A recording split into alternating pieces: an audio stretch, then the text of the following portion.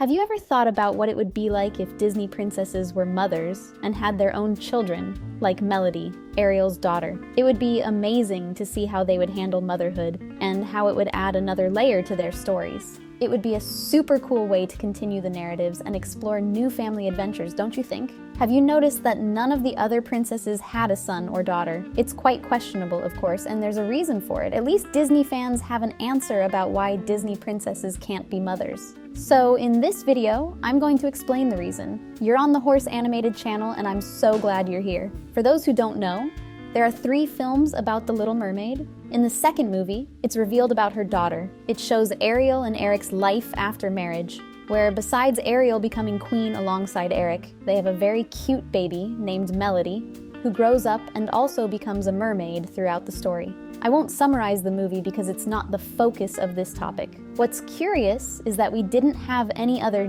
Disney princesses being mothers. Ariel was the first and the last. There is no official information from the company about this, but there are some theories that point out why no princess has an heir in any animation.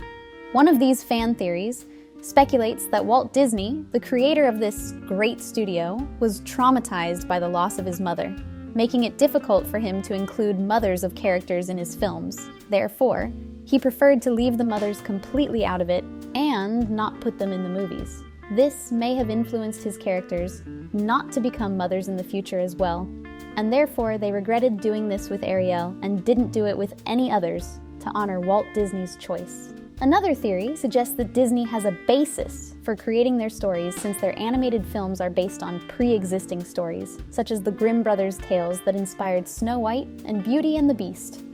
Following this basis, if the characters were not mothers in these original stories, they would not be in the animation. However, the theory also explains why Ariel is an exception, since Disney based her on a myth involving mermaids, originating from ancient Mesopotamia, involving the goddess Atargatis transforming into a mermaid to find a pirate and later having a child half fish, half human, starting the mermaid lineage. Melody's creation was based on this myth that originated from a real story. However, this explanation may not apply so well to the time when The Little Mermaid was produced. Between the 1990s and 2000s, the studio created several sequels to its successes, such as The Lion King and Cinderella, to expand the universe and increase profits. However, The Little Mermaid 2, Return to the Sea, which features Melody, was not as successful among Disney fans, resulting in a lower financial return. This led the studio to reconsider whether it was worth investing in sequels to classic animations, resulting in several other releases. Some argue that the reason is the dissatisfaction of parents responsible for the children who watched the movies in seeing such an important princess become a mother. This is because it would generate several questions in the children about the origin of the babies, which was not very well received by them. There's also a theory that suggests that all the princesses had children, but we only saw Ariel's heir.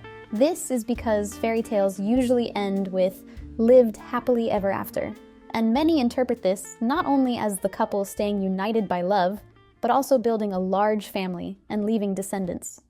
But let's go. Why was Ariel's second movie a failure?